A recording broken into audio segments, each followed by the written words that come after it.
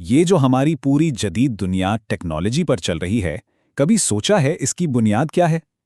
चलें, आज एक फिजिक्स के प्रैक्टिकल इम्तिहान में झांक कर देखते हैं और उन बुनियादी महारतों को समझते हैं जिनसे हर नई इजाद जन्म लेती है। तो ये सिर्फ किताबों और थ्योरी की बात नहीं है। ये लैब में गुजारा गया एक दिन है, जहां असल साइंस होती है, अपने हाथों से, औजारों के साथ और हकीकी तजुर्बात करके। अच्छा, तो किसी भी साइंसी सफ़र का जो पहला कदम है ना, वो बहुत बुनियादी सा होता है। और वो है अपने आसपास की दुनिया को बिल्कुल ठीक ठीक नापना। आप कह सकते हैं कि ये साइंस की ज़ुबान का पहला हर्फ है। अब यहाँ दो बड़े बुनियादी औजार हैं, एक है वर्नियर कैलिपर और दूसरा स्क्रू गेज। जरा सोचिए, एक से अगर किताब की मोटाई नापी जाती है तो दूसरे से उसी किताब के एक सफ़े की मोटाई तक नापी जा सकती है। तो साइंस में हर काम के लिए सही पैमाने का औजार चुनना समझे कामयाबी की पहली कुंजी है। और हाँ, हर औजार की एक हद होती है जिसे लीस्ट काउंट कहते हैं। मतलब ये वो सबसे छोटी पैमाइश है जो कोई भी आला भरोसे के साथ कर सकता है। इसे जानना बिल्कुल ऐसा है जैसे किसी कैमरे की रेजोल्यूशन को समझना कि वो कितनी बारीकी से तस्वीर ले सकता है। लीस्ट काउंट हमें बताता है कि हम कितनी बारीकी से देख सकते हैं। लेकिन बात सिर्फ ठोस चीजों को नापने पर खत्म नहीं होती। स्पेक्ट्रोमीटर जैसे जो जदीद आलात है ना, वो हमें रोशनी जैसी चीजों को भी नापने की सलाहियत देते हैं। और यही चीज हमें तजुर्बात के अगले मरहले की तरफ ले जाती है। तो अब हम सिर्फ चीज़ों को नापने से आगे बढ़ रहे हैं। इस हिस्से में हम देखेंगे कि रोशनी और हरारत जैसी बुनियादी क़ुव्वतों को कैसे काबू में लाकर उनके साथ तजुर्बात किए जाते हैं। अब ये देखिए, एक सवाल जो सुनने में कितना पेचीदा लगता है कि एक लेज़र की वेवलेंथ क्या है, उसे कितने आसान मरहलों में हल किया जा सकता है। बस एक डिफ्रैक्शन ग्रेटिंग रोशनी को उसके रंगों में तोड़ देती है और स्क्रीन पर जो नुक्ते बनते हैं उनका फासला नापकर रोशनी की लहर की लंबाई का हिसाब लगाया जा सकता है। कमाल है ना साइंस। यहाँ पर स्टूडेंट्स को सिर्फ एक सर्किट डायग्राम बनाना होता है, लेकिन ये जो सादा सा काम है ना, ये एक बहुत बड़े कानून की तस्दीक करता है, स्टीफन का कानून, जो बताता है कि गर्म चीज़ें तवानाई कैसे खारिज करती हैं। और इसी एक उसूल की बुनियाद पर हम दूर बैठे सितारों का दर्जा हरारत तक जान लेते हैं और ज़्यादा बेहतर हीटर और लाइट बल्ब भी डिज़ाइन करते हैं।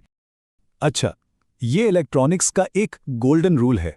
मतलब ये कि किसी भी डिवाइस तक ज़्यादा से ज़्यादा पावर पहुंचाने के लिए ज़रूरी है कि उसकी मुज़ाहमत पावर सोर्स की मुज़ाहमत के बराबर हो। ये असूल हर जगह काम करता है, आपके वाईफाई सिग्नल से लेकर स्पीकर के साउंड सिस्टम तक।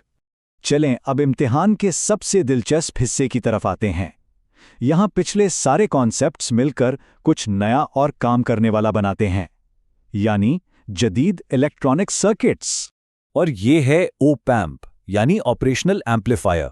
ये छोटी सी चिप है ना, ये जदीद इलेक्ट्रॉनिक्स की दुनिया में बिल्कुल लेगो ब्रिक की तरह है। इसे इस्तेमाल करके तकरीबन किसी भी किस्म का सर्किट बनाया जा सकता है। यही वो बुनियाद है जिस पर हमारे फ़ोन, कंप्यूटर और सारे गैजेट्स खड़े हैं। तो ऑपैम्प का पहला इस्तेमाल देखते हैं, इन्वर्टिंग एम्पलीफायर। ये क्या करता है? ये सिग्नल को सिर्फ बड़ा या ताकतवर ही नहीं बनाता, बल्कि इसे उलट भी देता है, बिल्कुल एक आईने की तरह जो सिग्नल का उल्टा अक्स दिखाए। यानी अगर सिग्नल ऊपर जाएगा तो आउटपुट नीचे जाएगा। तो इसे इन्वर्टिंग एम्पलीफायर क्यों कहते हैं? भाई बहुत सीधी सी बात है, क्योंकि ये सिग्नल को इन्वर्ट करता है, यानी उलट देता है। इसका नाम ही इसका काम बता रहा है। अच्छा, और अगर सिग्नल को उल्टाना ना हो तो उसके लिए है नॉन इन्वर्टिंग एम्पलीफायर। ये सिग्नल को बिल्कुल वैसा ही रखते हुए उसे ताकतवर बना देता है। मतलब पॉजिटिव इनपुट का नतीजा एक बड़ा पॉजिटिव आउटपुट ही होगा। और जाहिर है, इसका नाम भी यही बताता है कि यह सिग्नल को नॉन इन्वर्ट करता है, यानी नहीं पलटता। इलेक्ट्रॉनिक डिज़ाइन में इन दोनों ऑप्शंस का होना इंजीनियर्स के लिए बहुत बड़ी सहूलत है। अब आते हैं कुछ और दिलचस्प चीज़ों की तरफ। इसी ओएम को एक इंटीग्रेटर के तौर पर भी इस्तेमाल किया जा सकता है। ये सर्किट क्या करता है? ये वक्त के साथ साथ सिग्नल की वैल्यू को जमा करता जाता है।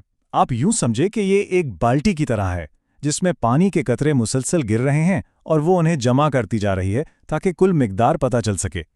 और इंटीग्रेटर का जो बिल्कुल उल्ट है वो है डिफरेंशिएटर।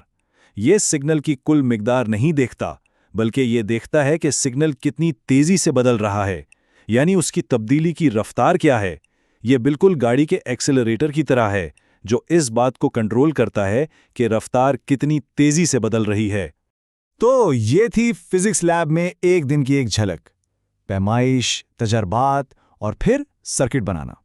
ये सब शायद बहुत बुनियादी बातें लग रही हों, लेकिन एक बात याद रखने की है, हर बड़ी साइंसी कामयाबी और हर इनकलाबी टेक्नोलॉजी की शुरुआत इन्हीं बुनियादी महारतों से होती है। असल सवाल तो यह है कि इन बुनियादों पर अगली हैरानगेज चीज क्या बनाई जाएगी।